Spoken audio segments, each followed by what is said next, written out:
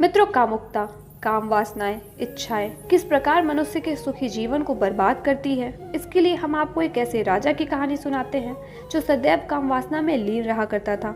अपने काम वासना और इच्छाओं के लिए उसने अपने पुत्र तक की जवानी भी छीन ली थी। मित्रों, ये कथा है कौरवों के पूर्वज महाराज पुरु के पिता महाराज ययाति की। इस कथा का वर्णन महाभारत के आदि पर्व और भगवतम पुराण में भी मिलता है।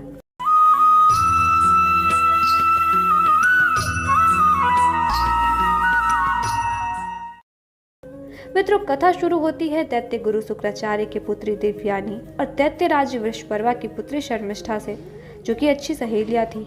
और शुक्राचार्य असुर राज वृषपर्वा के कुल गुरु थे।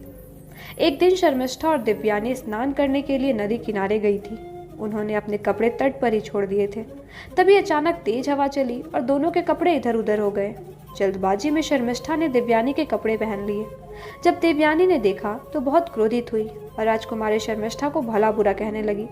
यह सब सुन राजकुमारी शर्मिष्ठा ने क्रोध में आकर देवयानी को कुएं में ढकेल दिया और वहां से चली गई। देवयानी चीखती चिल्लाती रही, पर उसकी आवाज किसी तक न पहुंचती।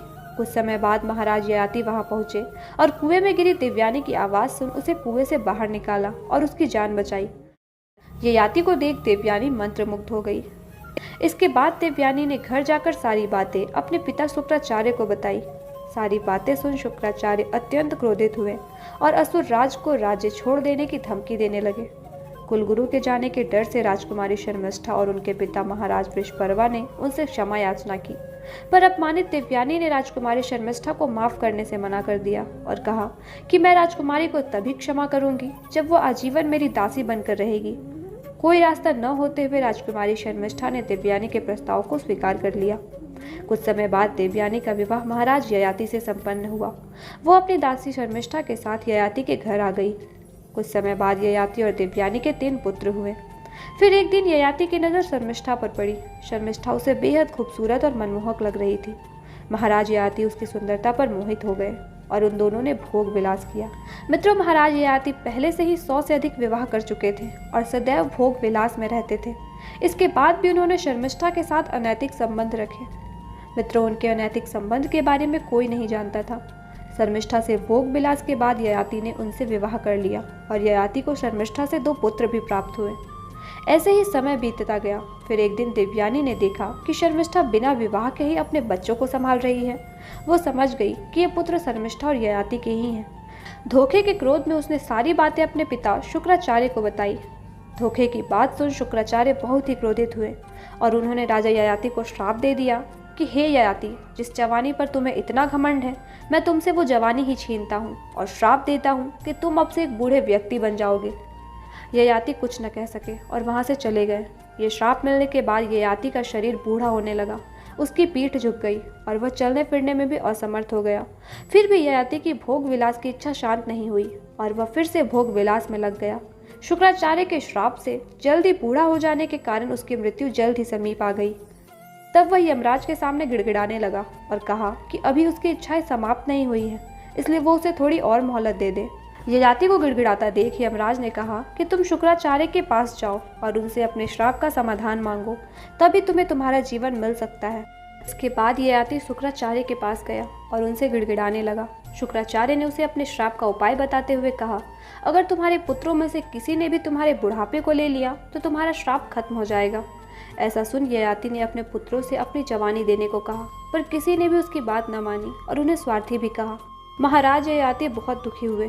तब ययाति के सबसे छोटे बेटे पुरु उनके समक्ष आए और कहा, पिताजी, आप मेरा यौवन ले लें और अपना बुढ़ापा मुझे दे दें, क्योंकि जब इतने भोग विलास के बाद भी आपकी इच्छाएं शांत नहीं हुई तो मैं अपनी जवानी से भोग विलास नहीं करना चाहता। ऐसा सुन ययाति ने अपना बुढ़ापा अपने पुत्र को दे दिया और खुद पुनः दोबारा भोग विलास में लग गए। उन्होंने फिर और कई शादियां की। फिर एक दिन यमराज आए और ययाति ने उनसे कहा कि मैं अभी भी तृप्त नहीं हुआ हूँ, मुझे थोड़ा और समय चाहिए। इसी प्रकार यमराज कई बार आए और उसे मोहलत देकर चले गए, लेकिन ययाति के भोग विलास की इच्छा शांत नहीं हुई और वो भोग विलास में ही लगा रहा। उसके भोग विलास के कारण उसके राजपाट की स्थिति भी दयनीय हो गई और इधर उनका पुत्र अपने बुढ़ापे और अपनी व्यथा को झेल रहा था। तब एक दिन महाराज ययाति ने देखा कि उनका पुत्र पुरु उम्र से पहले ही बुढ़ापा झेल रहा है और काफी दर्द और परेशानी में है। पुरों की व्यथा से ययाति को अपनी भूल का एहसास हुआ और वे सोचने लगे कि ये मैंने क्या कर दिया। कुछ पल की खुशी और वासना के लिए मैंने अपने पुत्र की पूरी जिंदगी नष्ट कर दी और खुद भोग विलास में लग गया। मैंने कई वर्षों तक भोग विलास किया, कई शादियां की, लेकिन फिर भी मेरी इच्छा अब तक शांत नहीं हुई। मैं ये कैसे भूल सकता हूँ कि यह भोग विलास सिर्फ कुछ क्षण की खुशी ही होती है और अगर एक बार इसकी लत लग जाए तो जिंदगी भर नहीं छूट पाती। इतना कहते ही ययाति अपने पुत्र के पास गए और अपने पुत्र से उसका बुढ़ापा वापस ले लिया और उसे उसका यौवन लौटा दिया। साथ ही राज्य का राजा भी घोषित कर दिया। मित्रों, इस कथा से हमें ये सीख लेनी चाहिए कि इच्छाएं कभी सीमित नहीं रहती, यह बढ़ती ही जाती है।